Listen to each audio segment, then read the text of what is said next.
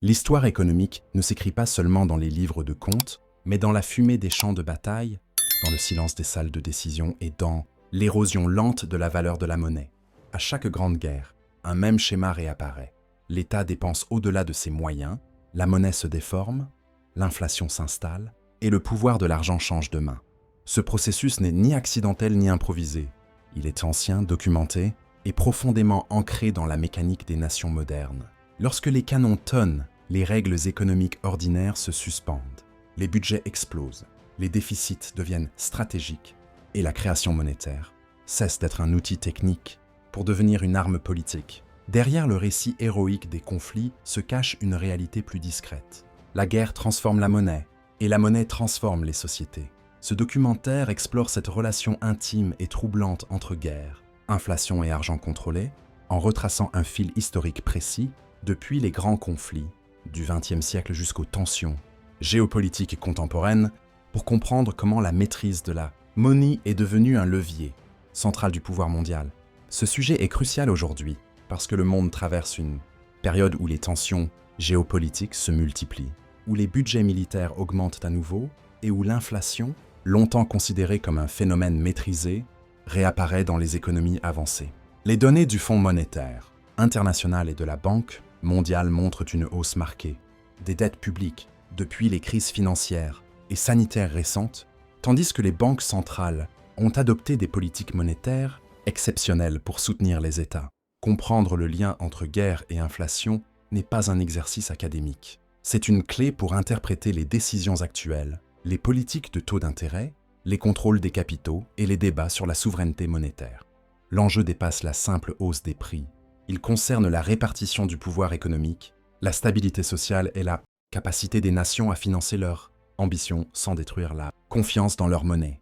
Au lendemain de la Première Guerre mondiale, l'Allemagne de Weimar offre l'un des exemples les plus étudiés de l'histoire économique. Accablé par les réparations de guerre imposées par le traité de Versailles, l'État allemand finance ses obligations par la création monétaire. Les archives économiques et les analyses historiques montrent comment cette stratégie conduit, entre 1921 et 1923, à une hyperinflation spectaculaire, où les salaires sont payés quotidiennement et où la monnaie perd sa valeur plus vite qu'elle ne peut être imprimée.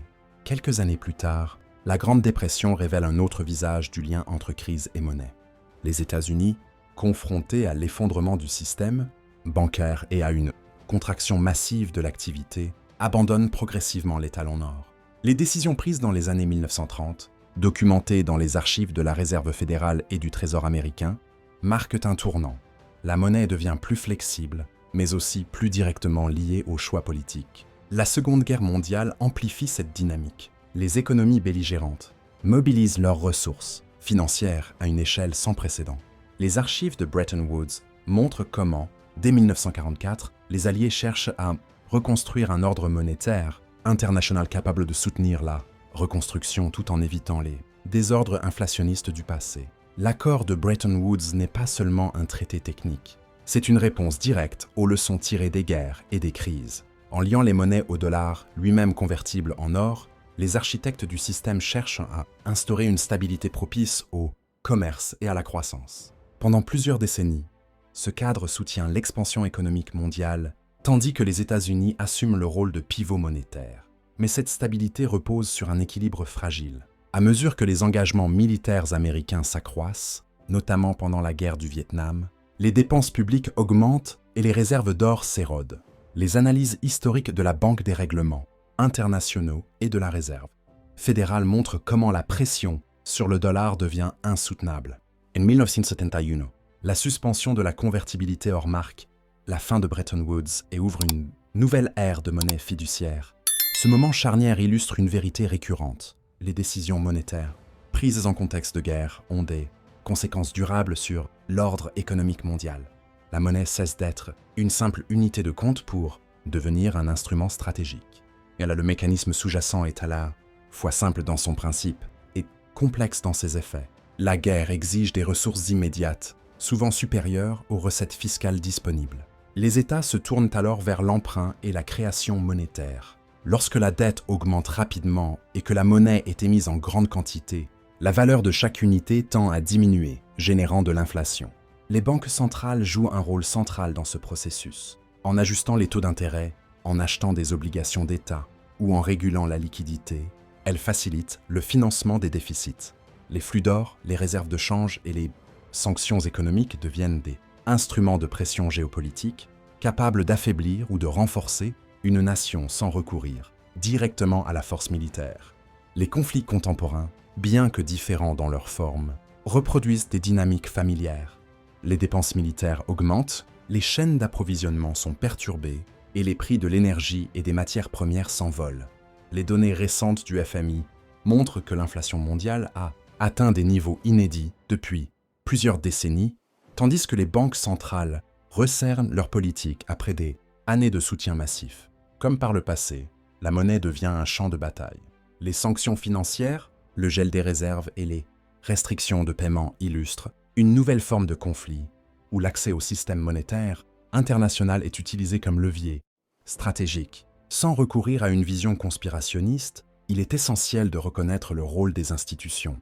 Les gouvernements, les banques centrales, le FMI, la Banque mondiale et la BRI opèrent dans un cadre d'incitation précise, stabilité financière, financement des États, maintien de la confiance. Leurs décisions, souvent techniques en apparence, ont des effets profonds sur la distribution des richesses et le pouvoir d'achat des populations.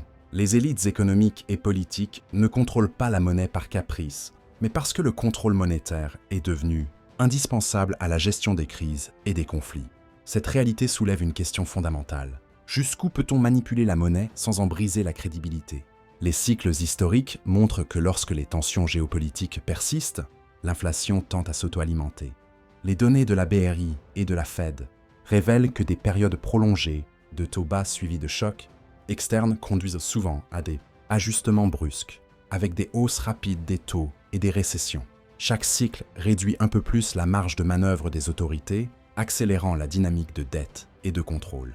La grande vérité, souvent occultée, est que la guerre et l'inflation ne sont pas des anomalies du système économique moderne, mais des composantes récurrentes de son fonctionnement. L'argent contrôlé est le lien invisible qui permet aux États de soutenir l'effort de guerre, mais aussi le mécanisme par lequel le coût réel est transféré à la société dans son ensemble. En retraçant ce fil historique, une leçon s'impose. Chaque génération hérite d'un système monétaire façonné par les conflits précédents.